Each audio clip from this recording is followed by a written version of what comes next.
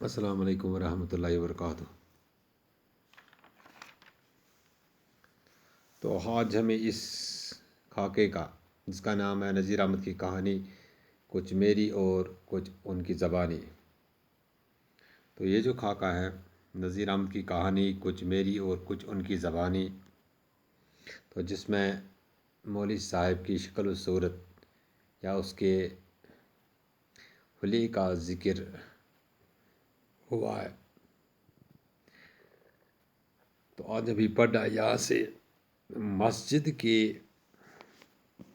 پاس ہی عبدالخالق صاحب کا مکان تھا، چونکہ پہلے دو اقتباس میں یہاں ہم نے پڑھا ہے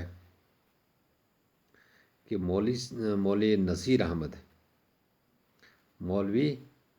احمد کا حلیہ تو مرزا فرت اللہ بیگ اپنے اس خاکے میں مولوی نذیر احمد کے حلیے کے بارے میں لکھتے ہیں کہ انہوں نے اپنے استاد کو قریب سے دیکھا۔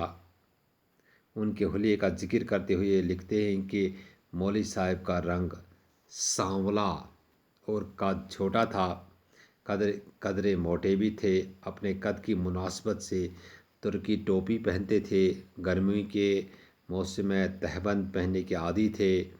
سر بڑا تھا اور سر پر بال بھی کم تھے، آنکھیں چھوٹی اور اندر کی طرف ننسی ہوئی تھی۔ تاوند جس کو ہم پیٹ کہتے ہیں، تاوند آگے کو نکلی ہوئی تھی۔ آواز بہت بھاری تھی، یعنی موٹی آواز سے بولتے تھے۔ داڑھی قدرتی طور پر فرنچ کٹ جیسی بنی ہوئی تھی، یعنی کہ اس کے چہرے پر جو داڑھی تھی وہ صرف ٹھوڑی پر ہی تھی، اور سائیڈ میں گال جو ہے وہاں پر بال نہیں تھے، جس کی وجہ سے اسے فرنچ کٹ داڑھی اس خاکے میں کہا گیا ہے۔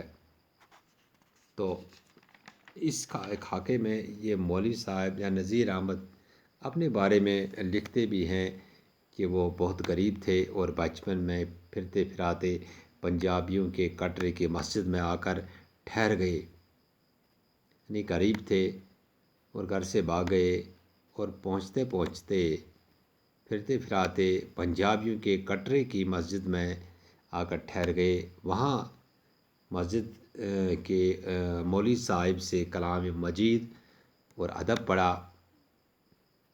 اور وہاں 4 برس میں مولکات پڑھنے شروع کیے۔ تو یہاں تک ہم نے پڑھا، اور یہاں سے آج ہمیں پڑھنا ہے۔ جب وہ اس مسجد میں پہنچے، مسجد کے پاس ہی عبدالخالق صاحب کا مکان تھا، یعنی یہ جو مسجد تھی پنجابیوں کے کٹرے کی مسجد، تو وہاں پر مسجد کے پاس ہی عبدالخالق صاحب کا مکان تھا۔ اسی مسجد کے نزدیک، پنجابی کٹر کے مسجد کے نزدیک عبدالخالق صاحب کا مکان تھا، یعنی کہ ایک آدمی کا مکان تھا جس کا نام تھا عبدالخالق۔ اچھے کھاتے پیتے آدمی تھے، یعنی اچھے کھاتے پیتے، یعنی وہ اچھی طرح سے اپنی زندگی گزر بسر کرتے تھے۔ اچھے کھاتے پیتے آدمی تھے۔ انہی کے بیٹے ڈپٹی عبدالحامد ہیں، اور ان کے بیٹے کا جو بیٹا تھا اس کا نام تھا ڈپٹی عبدالحامد، جو سامنے والے مکان میں رہتے تھے۔ ان کا بیٹا عبدالخالق کا بیٹا عبدالحامد الگ رہتے تھے، اور سامنے عبدالخالق کے مکان کے سامنے ایک مکان میں رہتے تھے۔ چونکہ یہ جو نذیر احمد تھے، مولوی نذیر احمد، جب وہ چھوٹے تھے تو مسجد کا مولوی صاحب جو تھا وہ اسے جو اس مسجد کے ارد گرد جو مکان تھے، پاس میں جو مکان تھے، وہاں سے اس کو روٹیاں یا کھانا وغیرہ اس کو ہر روز جمع کرنا پڑتا تھا۔ یہ اس کی ڈیوٹی تھی۔ تو کہیں سے وہ روٹی جمع کرتا تھا، کہیں سے وہ دال وغیرہ، پکی ہوئی دال یا چاول وغیرہ وہ جمع کرتا تھا۔ تو وہاں پر ایک آدمی کا مکان تھا، ایک شخص کا مکان تھا جس کا نام تھا عبدالخالق، اور اس کے کا بیٹا جو تھا اس کا نام تھا ڈپٹی عبدالحامد، ڈپٹی عبدالحامد کا وہ عبدالخالق کا بیٹا تھا، جو سامنے والے مکان میں رہتے تھے۔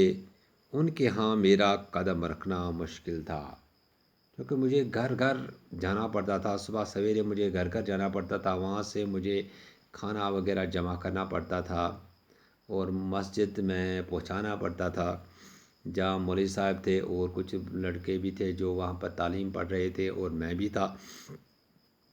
لیکن میں سب گھروں میں جاتا تھا، لیکن اس گھر میں ڈپٹی عبدالحامد کے گھر میں مجھے جانا بہت مشکل لگتا تھا، کیونکہ ادھر میں نے دروازے میں قدم رکھا، ادھر ان کی لڑکی نے ٹانگ لی۔ جو ہی میں ان کے صحن میں یا ان کے گھر میں پہنچتا تھا تو وہاں پر ان کی لڑکی جلدی نمودار ہوتی تھی، جلدی باہر نکلتی تھی اور مجھے پریشان کرتی تھی۔ کیا پریشان کرتی تھی؟ جب تک سے دو سیر مسالہ مجھ سے نہ پسوا لیتی، نہ گھر سے نکلنے دیتی، نہ روٹی کا ٹکڑا دیتی، کیونکہ میرا کام جو تھا روٹیاں جمع کرنا صبح سویرے۔ تو جو ہی میں عبدالحامد کے گھر پہنچتا تھا تو ان کی بیٹی جلدی وہاں سے نکلتی تھی اور مجھ کو زبردستی اندر کھینچ کر اندر بند کر کے مجھ سے مسالہ پسواتی تھی، مجھ سے مسالہ پسوا لیتی تھی، یعنی کہ مجھے دباؤ ڈال کر مجھے زبردستی مجھ سے کام لیا جاتا تھا، مسالہ پسوانا۔ خدا جانے کہاں سے محلہ بھر کا مسالہ اٹھا لاتی تھی، پستے ہاتھوں میں گٹھے پڑ گئے تھے۔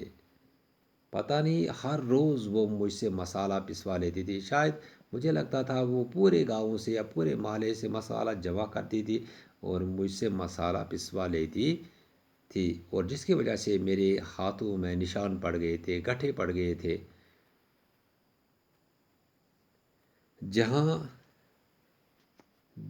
جہاں میں نے ہاتھ روکا اور اس نے بٹھا انگلی پر مارا، بخدا جان سے نکل جاتی تھی، یعنی کہ جو ہی میں رکتا تھا، جو ہی میں مسالہ پسوانا بند کرتا تھا تو وہ میرے ہاتھوں پر ڈنڈے سے مارتی تھی اور مجھے بہت تکلیف ہوتی تھی۔ میں نے مولوی صاحب سے کئی دفعہ شکایت بھی کی، کیونکہ مسجد کے اندر جو مولوی صاحب تھا، جس کے ساتھ میں وہاں پر رہتا تھا، تو میں ہر روز اس سے شکایت کرتا تھا کہ میں ڈپٹی عبدالحامد کے گھر نہیں جاؤں گا، کیونکہ وہاں ان کی لڑکی مجھے زبردستی مسالہ پسواتی تھی۔ ہاں، اگر میں کبھی انکار کرتا تھا یا کبھی رکتا تھا بیچ میں تو مجھے مارتی تھی۔ تو یہ شکایت میں مولوی صاحب سے ہر روز کرتا تھا، مگر انہوں نے ٹال دیا، لیکن وہ ٹال دیتا تھا۔ خبر نہیں مجھ سے کیا دشمنی تھی، تاکید کر دیا کرتے تھے، یعنی مجھے سمجھ میں نہیں آ رہا تھا کہ میں شکایت بھی کرتا تھا، لیکن میری اس شکایت پر کوئی کچھ غور نہیں کیا جاتا تھا۔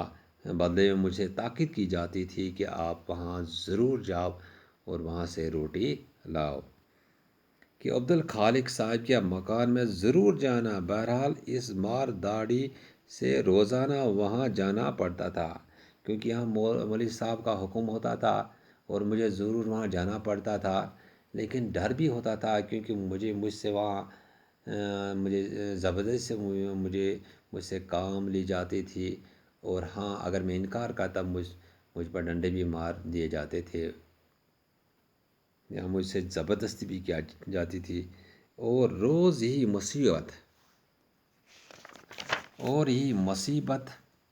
جھیلنی پڑتی تھی، یعنی کہ ہر روز مجھے یہ پریشانی برداشت کرنی پڑتی تھی۔ تم سمجھے بھی یہ لڑکی کون تھی، لیکن بعد میں اگر آپ پڑھو گے آپ کو پتہ چل جائے گا وہ لڑکی کون تھی۔ میاں یہ لڑکی وہ تھی جو بعد میں ہماری بیگم صاحبہ ہوئی، یعنی کہ یہ وہ لڑکی تھی جو میری شریک کی حیات بن گئی بعد میں۔ جب سوچتا ہوں تو پچھلا نقشہ آنکھوں کے سامنے آ جاتا ہے۔ جب میں وہ پاسٹ جس کو ہم کہتے ہیں جو ہمارے بیچ میں ہوتا تھا تو مجھے ہنسی آ جاتی ہے، اور بے اختیار ہنسی آ جاتی ہے۔ اکثر ہم دونوں پہلی باتوں کو یاد کرتے اور خوب ہم یعنی کہ مولوی صاحب میاں بیوی جب وہ اپنا یہ پاسٹ یاد کرتے تھے، اپنا پچھلا یاد کرتے تھے، وہ خوب ہنستے تھے۔ خدا گھری کی رحمت کرے، جیسی بچپن میں شریر تھیں ویسی ہی جوانی میں غریب ہو گئے۔ یعنی کہ جوانی میں جو میری یہ جو لڑکی تھی، اس کی جو شریک والد صاحب کی جو شریک نذیر احمد کی شریک یاد تھی، وہ بچپن میں بہت شریر تھی، بہت شرارتی تھی۔ شریر کا مطلب شرارتی، لیکن جب جوانی میں وہ غریب ہو گئی، پتہ نہیں آگے پتہ چلے گا کہ انہیں اس آگے آنے والی زندگی میں یا آنے والے دنوں میں کیا پریشانی، کون سے مصیبتوں کا سامنا کرنا پڑا۔ تو یہاں تک آج ہم نے پڑھا، انشاءاللہ آپ خود بھی نظر دو گے۔ باقی شکریہ۔